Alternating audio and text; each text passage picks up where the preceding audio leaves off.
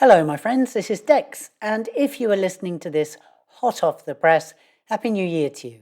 And I hope you, indeed all of us, have a less COVID impacted year than we did last year. So wishing you and yours all the best.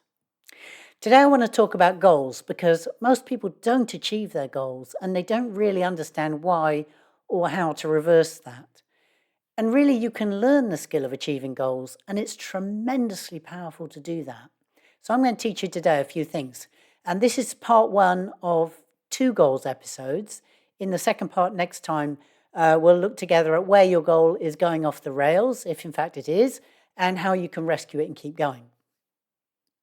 And one of the reasons I'm doing this now is that this episode will be published on January the 7th, right around the moment when most people give up on their New Year's resolutions.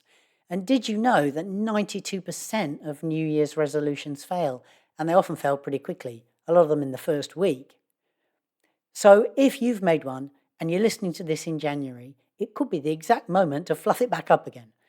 Or if you've got any goal that you're working on, you're going to pick up some tips about how to be spectacular, impress yourself, and stick with your goal until it's done. And it's funny, really, how much we talk about goals, isn't it? And yet we're so often poor at getting them to the finishing line. Perhaps our human brains are not naturally geared or inclined to that style of thinking. But I mean, we can train them to be, and that's what we're here for, really, in coaching. After all, many people do, and I'm thinking particularly, sports people, academics, lawyers, doctors, astronauts, adventurers, inventors, any kind of pioneer. So it is possible, and let's explore how. Okay, so first of all, a quick primer on setting a goal. I like to set SMART goals: specific, measurable, achievable, relevant, and time-bound. And in coaching, we always look at a goal that we can make happen, not rely on other people to do it. Because do you like to be in control or what? But the most important part of it really is measurable and with a set completion date. Without those two, we're not likely to fully commit and take the required action to make anything happen. Unless, of course, the goal's too easy. Don't do that. So set a stretch goal, measurable, by a completion date. And if you're thinking about your own goal now, don't overthink it. Your heart's going to know what it wants to do. My goal for this year, for example, is to create a coach training program so I can train other coaches to become specialists in burnout coaching. As you may know, I'm an instructor for the Life Coach School, so I already train people to become coaches. But burnout, really, for me, it's become such a pandemic. There's such an explosion in the need for burnout coaches, and certainly in particular sectors of the community or certain industries. And the truth is, this coaching is spectacularly effective for burnout. So I really want to explode the number of burnout coaches to meet that need. And my deadline for the program is April the 27th, 2022, and I know I'm going to meet it. I've developed the skill of setting and achieving goals. So, okay, how do we meet our target to complete our goal? And if you're thinking about your own goal as I say that, I bet your mind is racing straight to the list of actions you need to take. But guess what? We actually meet the target with our mind. We make a decision, we commit, we use discipline, constraint, discernment before we take action. Action is kind of the effect, not the cause. And also, if you don't commit wholeheartedly to your goal, you won't achieve it, regardless of the action that you take. So your why is very, very important. Why do you want to achieve your goal? What will you create? Or more importantly, who will you become when you achieve your goal? What is your why? You need to really know this to keep you strong when you waver. And typically, if you've got an altruistic component to your goal, if you're not the sole beneficiary, if someone else will get something out of it, if your goal, in fact, is bigger than you, then your why is going to be a stronger motivator than if it isn't. Your why is important because the result, the end point of the goal, is it's just a pleasant side effect of your efforts. The real juice is increasing your capacity to achieve goals because that's a repeatable skill.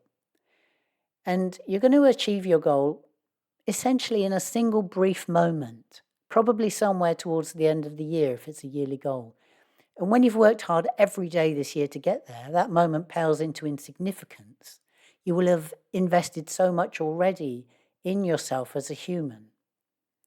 And I call it really working on your goals in this way. I call it leading with your brain, because solving problems with your brain, getting results with your brain is way easier, quicker, cheaper than solving with your actions. Imagine how well failing fast applies to your brain, to your thinking. And also, no amount of useful looking action can override a negative mindset. And if you don't believe me on that one, look at your past performance with goals. So let's go through a few tips to make sure your goal stays on track once you've made it. And the first tip is commit absolutely. At the start of the year, when your goal's fresh, although as well at any time later on when obstacles come up for you and that's all you can see, recommit wholeheartedly at any time to your goal. Do it now, do it every day. Make it a habit to breathe life into that commitment every morning and find gratitude for your sense of purpose, adventure, momentum, achievement. Just decide to be in success mode and take that first small step forward today. Invest in believing in yourself because goals are a gift to your future self.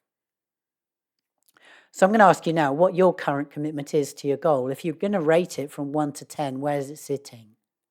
And I hope you've already answered, because I'm going to tell you that anything less than a 10 isn't going to crack it, because what you've done there is you've already given yourself an out.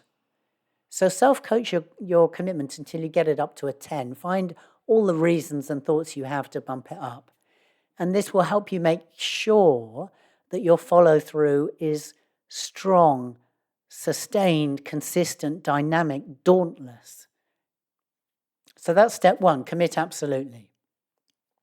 Step 2, don't look at the top of the mountain. If your goal looks like too big of a mountain to climb, which, probably it is if you've got a stretch goal, don't panic. There's really no need to terrify yourself. Just stop looking at the mountain peak for a moment. It's the journey, after all, that's going to build your skills.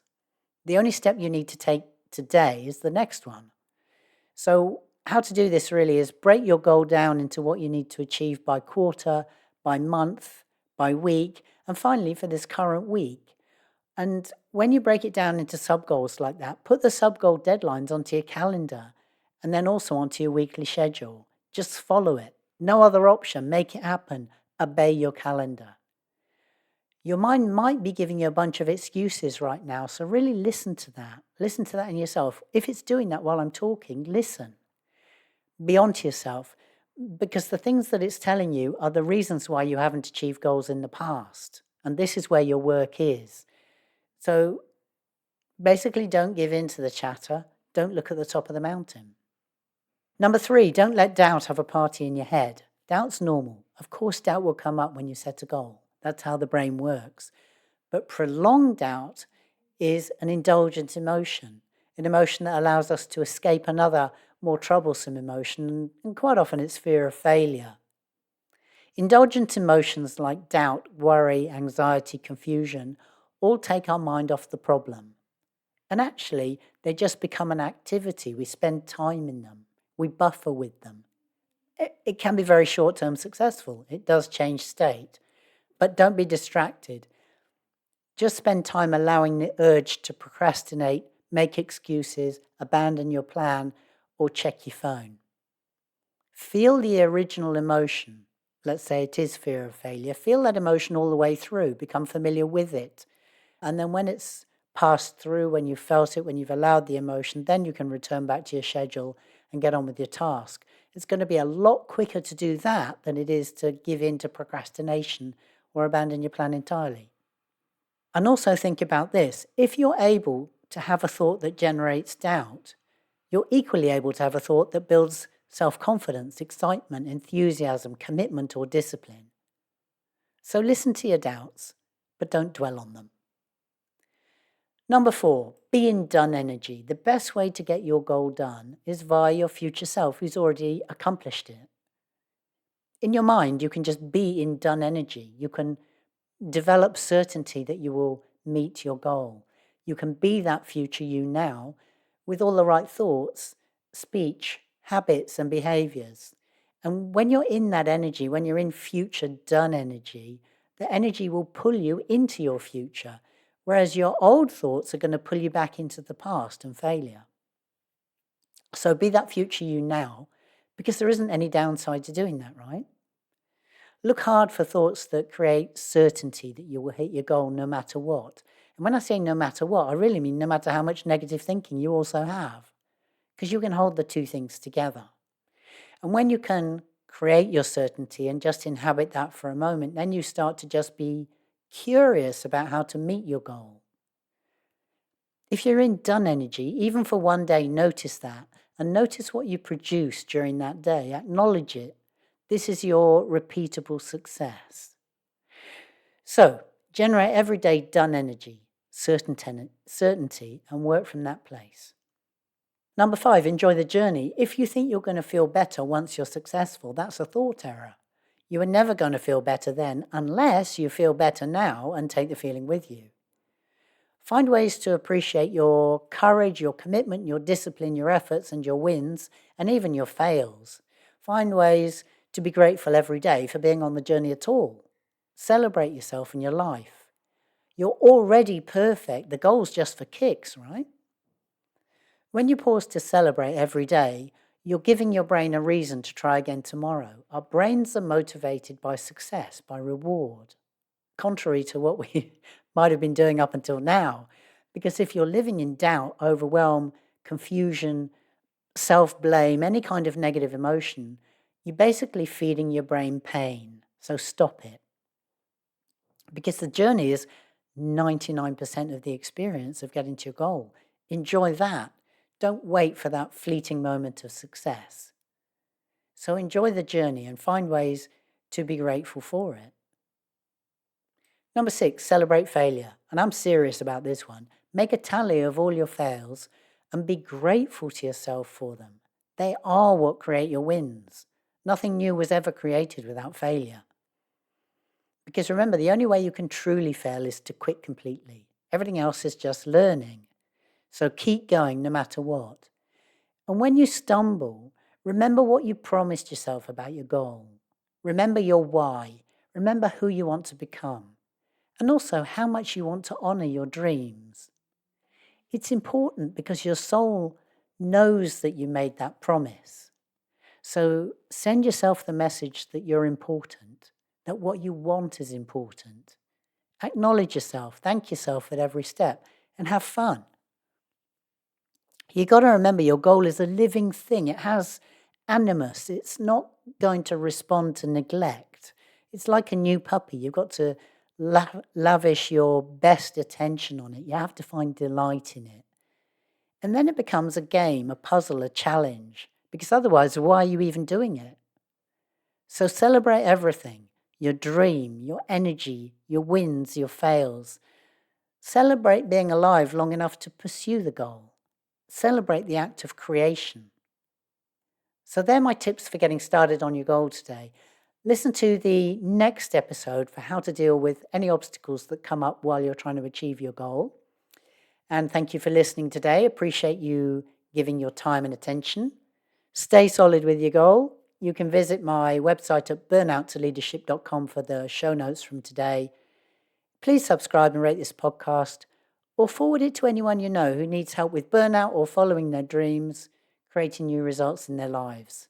Appreciate you very much. Alrighty, see you next time.